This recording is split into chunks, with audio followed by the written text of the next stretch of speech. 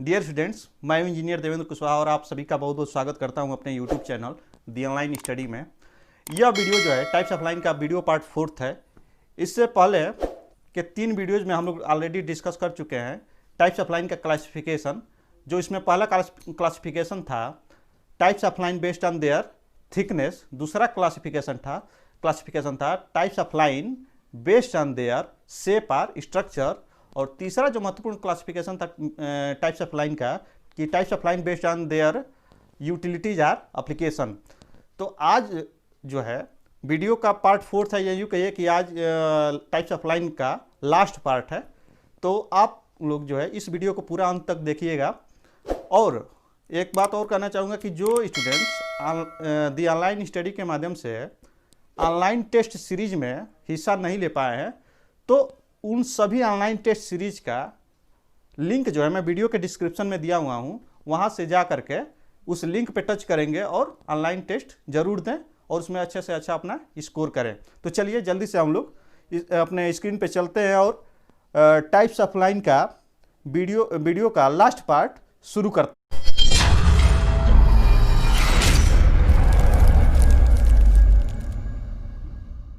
Students, इससे पहले के रेखाओं के प्रकार के तीनों वीडियोज में हम लोग ऑलरेडी डिस्कस कर चुके हैं types of lines based on thickness. इसमें कौन कौन सी लाइन आती हैं, तो thick line, medium line, thin line, इन सब के बारे में स्टडी कर चुके हैं। तथा दूसरा जो क्लासिफिकेशन था types of line based on shape और स्ट्रक्चर, इसमें जो लाइन थी straight line, curve line, parallel line, perpendicular line, converging line, diverging line, इन सब के बारे में भी हम लोग स्टडी कर चुके हैं। तथा जो तीसरा महत्वपूर्ण इंपॉर्टेंट लाइन है बेस्ड ऑन देयर यूटिलिटीज और एप्लीकेशन, यानी कि रेखाओं का प्रकार, अनुप्रयोग और उनके उपयोगिता के आधार पर, इसमें भी बहुत सारी लाइनों के बारे में हम ऑलरेडी स्टडी कर चुके हैं। जैसे object line, construction line, centre line, hidden line, extension line, section line, dimension line, leader line, cutting plane line, long break line और शॉर्ट ब्रेक लाइन। यहाँ तक हम लोग पढ़ चुके हैं। अब हम लोगों को पढ़ना है 12 नंबर से, यानी कि 12वीं जो हमारी लाइन है। इस वीडियो में हम लोग पढ़ेंगे बॉर्डर लाइन से शुरू करेंगे। तो border line, margin line, chain thick line, chain thin double dash या लोकस लाइन, या जो लास्ट लाइन है डिट्टो लाइन। तथा इसके साथ ही पेंसिल की ग्रेडिंग पढ़ेंगे कि टाइप्स ऑफ जो पेंसिल आती हैं, जो पेंसिल के ग्रेडिंग आते हैं, लाइन को बनाने के लिए कौन कौन सी पेंसिल की ग्रेडिंग यूज में लाई जाती है, इसके बारे में भी पढ़ेंगे। तो चलिए हम लोग बॉर्डर लाइन से शुरू करते हैं। बॉर्डर लाइन या सीमा रेखा। अब बॉर्डर लाइन क्या होती है? It is use for making perfectly rectangular walking space in a drawing sheet. They are continuous thick lines. ये किस लिए यूज में लाई जाती है border line?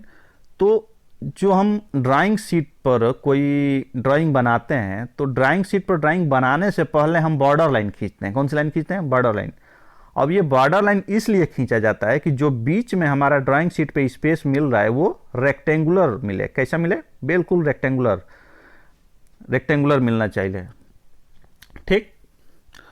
They are continuous thick lines. ये सतत मोटी रेखा होती है। अब तक अभी हम लोग पढ़ रहे थे कि short break line, long break line, dimension line, projection line, ये सारी लाइन थिन लाइन थी। लेकिन यहाँ पे जब बॉर्डर लाइन बनाएंगे वो कैसी बनाएंगे? थिक लाइन, यानी कि मोटी रेखा से बनाते हैं। जिसमें ऐसे तो थिक लाइन की मोटाई जो है 1 mm होती है, लेकिन फिर भी 0.7 mm यानी कि 0.7 mm से कम की मोटाई नहीं रखेंगे। 1 mm रख सकते हैं। यदि कहीं विशेष परिस्थिति आ रही है तो 0.7 mm रख सकते हैं, लेकिन जनरली यदि हम थिक लाइन बनाएंगे यानी बॉर्डर लाइन बनाएंगे तो 1 mm रखेंगे। More space is kept. एक और काम किया जाता है, बॉर्डर लाइन बनाते हैं तो more space is kept on the left hand side for the purpose of filing और बाइंडिंग इफ नेसेसरी। देखे होंगे जब हम बॉर्डर लाइन बनाते हैं ड्राइंग शीट पे, तो बाएं साइड में ज़्यादा स्पेस छोड़ते हैं, लेफ्ट हैंड साइड में ज़्यादा स्पेस छोड़ते हैं। वो क्वेश्चन में पूछ सकता है कि बाएं साइड में बॉर्डर लाइन बनाते समय ज़्यादा स्पेस क्यों छोड़ते हैं? तो हमारा आंसर होगा किस लिए? तो फाइलिंग और बाइंडिंग पर्पज। यानी कि यदि बहुत सारी ड्राइंग हमारे पास हो गई 100, 150, 1000, 2000, तो जब उसको एक साथ हम बाइंड करते हैं, तो जब बाइंड करेंगे तो बाएं साइड में होल करेंगे। होल करने के बाद से ही उसमें बाइंडिंग का प्रक्रिया हो सकता है, इसलिए पहले से ही उसमें हम थोड़ा सा जगह स्पेस ज़्यादा छोड़ देते हैं। किसके कंपेरिजन में? ऊपर के कंपेरिजन में या फिर राइट हैंड साइड के कंपेरिजन में, बाएं साइड में स्पेस इसलिए हम ज़्यादा छोड़ते हैं। अब इसको हिंदी में देख लेते हैं कि सीमा रेखा का प्रयोग ड्राइंग शीट में आयताकार वर्किंग स्पेस बनाने के लिए किया जाता है। इसकी मोटी रेखा द्वारा जिसकी न्यूनतम मोटाई 0.7 mm होती है से खींचा जाता है। इसका एग्जांपल देख लेते हैं कैसे। ये देखिए, ये हमारी ड्राइंग शीट है, इसमें सारी लाइन हम दिखाए हुए हैं। जो अंदर की साइड में ये लाइन है, ये वाली, ये देख रहे हैं यहाँ पर, ये इसको क्या कौन सी लाइन बोलेंगे? Border line. अब देखिए, ये लेफ्ट में स्पेस जो है 40 mm छोड़ा गया। कितना? 40 mm लेफ्ट में यहाँ पे, जबकि राइट में जो है 10 mm। कितना? 10 mm। तब इसका प्रयोग किस लिए किया जाता है? अभी जब बता रहे थे लेफ्ट हैंड साइड में इसलिए ज़्यादा छोड़ते हैं ताकि यहाँ पर होल कर दें, यहाँ पर होल कर दें, यहाँ पे होल कर दें और बाइंडिंग हम आसानी से कर लें। और एक चीज़ और इसमें हम ध्यान देंगे कि जो मार्जिन लाइन होती है, अभी आगे हम बताएंगे मार्जिन लाइन क्या होती है। मार्जिन लाइन से अंदर के साइड में बॉर्डर लाइन खींचते हैं। ये भी क्वेश्चन एग्जाम में पूछा जा सकता है कि बॉर्डर लाइन जो है मार्जिन लाइन के इन साइड खींची जाती है या आउट साइड खींची जाती है। तो हमारा जवाब क्या रहेगा? इन साइड। मार्जिन लाइन के अंदर की तरफ में, अंदर के साइड में जो है बॉर्डर लाइन खींचा जाता है। और बॉर्डर लाइन इसलिए खींचा जाता है ताकि हमें रेक्टेंगुलर वर्किंग स्पेस मिल सके, आयताकार वर्किंग स्पेस मिल सके। ठीक, चलिए अब आगे देखते हैं मार्जिन लाइन क्या होती है। मार्जिन लाइन या हाशिया रेखा, इसको हिंदी में क्या बोलेंगे? हाशिया रेखा। अब margin line is provided in the drawing sheet by drawing margin lines. यानी कि margin is provided in the drawing sheet by drawing margin line. यानी कि जो मार्जिन हम किस चीज़ से, मार्जिन लाइन का प्रयोग जो है मार्जिन प्रोवाइड करने के लिए किया जाता है। They are continuous thick line. ये भी कैसी होती है? कंटिन्यूअस, यानी कि सतत मोटी रेखा होती है। और वाइड लाइन्स यानी कि चौड़ी रेखा होती है। Long which the prints are trim, जहाँ से प्रिंट को ट्रिम किया जाता है। मार्जिन रेखा की मोटाई सतत चौड़ी होती है। इस रेखा को सीमा रेखा से बाहर की ओर खींचते हैं। ये क्वेश्चन पूछ सकता है, जैसे अभी हम बता रहे थे, बॉर्डर लाइन से बाहर की तरफ में मार्जिन लाइन को खींचते हैं जहां से प्रिंट ट्रिम किया जाता है, जिससे कि अंदर की ड्राइंग खराब ना हो पाए। देख लेते हैं इसका भी एग्जांपल। अभी जो एग्जांपल हम देख रहे थे, ये बॉर्डर लाइन है, इससे बाहर की तरफ में ये यहाँ पे मार्जिन लाइन खींची गई है इस साइड में। ठीक, और इसके बाहर में कौन सी लाइन रहती है? Untrimmed seat. देखिए, अनट्रिम्ड सीट वाली लाइन। ठीक, अब मार्जिन लाइन को ट्रिम्ड साइड, जहां से ट्रिम किया जाता है जनरली, वहां पर मार्जिन लाइन भी खींचा जाता है। ठीक है, चलिए ये सब समझ में आ गया होगा। फिगर एक बार ध्यान से देख लीजिए या स्क्रीनशॉट कर लीजिए और अच्छे से समझ में आ जाएगा। इसके बाद से हमारी रेखा आती है कौन सी? चेन थिक या long dash dotted line. Chain thick, इसको चेन थिक भी बोलते हैं या फिर long dash dotted line. Long dash dotted line क्यों बोलते हैं? तो ये दिख ही रहा है यहाँ पे। लॉन्ग डैश, पहले एक लंबे डैश खींचते हैं, उसके बाद से डॉट, फिर लॉन्ग डैश, फिर dot, long dash, dot, long dash, इसलिए इसको लॉन्ग डैश डॉटेड लाइन बोलते हैं या चेन थिक लाइन बोलते हैं, मोटी रेखा। इसका डेफिनेशन क्या है? These lines are used to indicate special treatment application on that surface. जैसे जहां पर ये लॉन्ग डैश डॉटेड लाइन बनाई जाएगी, वहां पर कोई स्पेशल ट्रीटमेंट दिया जाता है। स्पेशल ट्रीटमेंट जैसे कि वहाँ पर ये उस सरफेस पे स्पेशल ट्रीटमेंट यदि कोई देना होता है तो इस लाइन का प्रयोग किया जाता है। जैसे कि हीट ट्रीटमेंट, यानी कि ऊष्मीय उपचार, यदि किसी सरफेस पे ऊष्मीय उपचार देना हो, हीट ट्रीटमेंट देना हो, तो वहाँ पर इस रेखा का प्रयोग किया जाता है। जैसे एग्जाम्पल में देख लेते हैं, ये देखिए, ये सरफेस है, इस सरफेस के ऊपर में लॉन्ग डैश डॉटेड लाइन बनाया गया है। इसका मतलब ये हुआ कि इस सरफेस पर कोई स्पेशल ट्रीटमेंट या इस सरफेस पे कोई स्पेशल ट्रीटमेंट या एप्लीकेशन किया जाना है, ठीक है। तो इसलिए इस चेन थिक लाइन जो है इस सरफेस के ऊपर में बनाई गई है। अब ये कैसे बनाई जाएगी, तो ये नीचे लाइन देख पा रहे हैं, ये वाली नीचे में ये लाइन लॉन्ग, एक पहले लंबा डैश खींचेंगे मोटी रेखा में, फिर डॉट, फिर लंबा डैश, फिर डॉट, तो ये चेन थिक लाइन बनाई जाती है। अब 15वीं लाइन क्या है, चेन थिन डबल डैश, पहले हम पढ़े थे चेन थिक, ये पढ़े थे, अभी क्या पढ़ते हैं, लॉन्ग डैश डॉटेड लाइन या चेन थिक लाइन। अब इसके बाद से हमें पढ़ना है 15वीं लाइन चेन थिन लाइन, यानी कि चेन थिन डबल डैश। अब इसको लोकस लाइन भी बोलते हैं। कौन सा लाइन बोलते हैं, लोकस लाइन। इसका डेफिनेशन क्या है, देख लीजिए, these lines are used to indicate outline of adjacent part, alternative and extreme position of movable parts, centroidal lines, parts situated in front of cutting plane। Cutting plane के सामने में जो हमारा सेंट्रॉइडल लाइन है, यानी कि केंद्रीय रेखा है, चाहे कोई मूवेबल कोई पार्ट जो है मूव कर रहा है अपने पोजीशन से, तो इस लाइन का प्रयोग उसको प्रदर्शित करने के लिए किया जाता है। It is also called as long dash double dotted or locus line। जैसे देखिए इसमें लॉन्ग डैश फिर double dot, long dash double dot, long dash double dot, इसलिए इसको long dash double dotted line भी बोलते हैं या फिर लोकस लाइन बोलते हैं। इसका एग्जांपल देख लेते हैं। देखिए ये हमारा पार्ट है, ये वाला ऐसे पार्ट, ये जो है केंद्र से यानी कि सेंट्रॉइडल से जो है मूव कर रहा है, यानी कि ये मूवेबल पार्ट है। अब मूव कर रहा है तो वहां पर देखिए long dash double dot, long dash double dot, यानी कि इसको लोकस लाइन भी बोलते हैं। और यहां से भी ये देखिए long dash double dot, long dash double dot, तो ये लोकस लाइन।